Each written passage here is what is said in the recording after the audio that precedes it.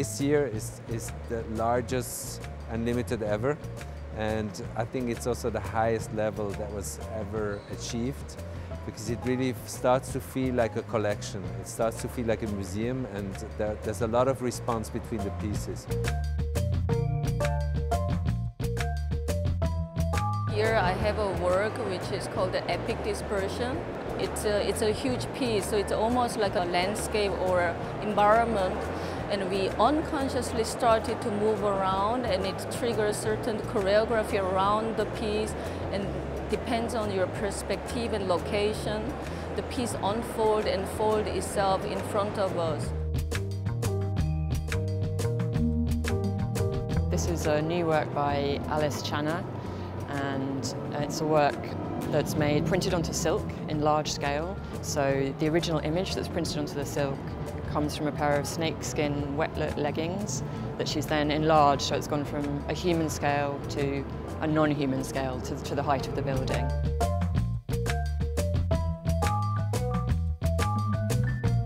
I don't like the word fictional, but essentially it is a fictional advertising campaign.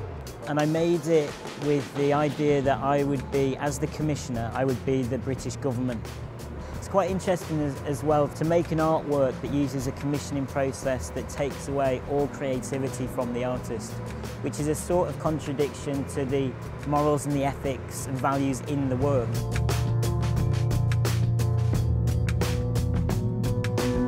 This installation sucks in the audience, and then the body is very tight, so they have to find the right way and to also sit in a car and find little things.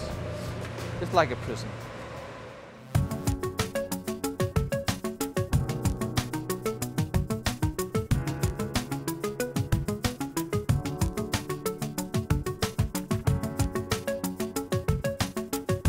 The starting night will be with films that are addressing the relation of the artist to society and the implications of the economic dynamics.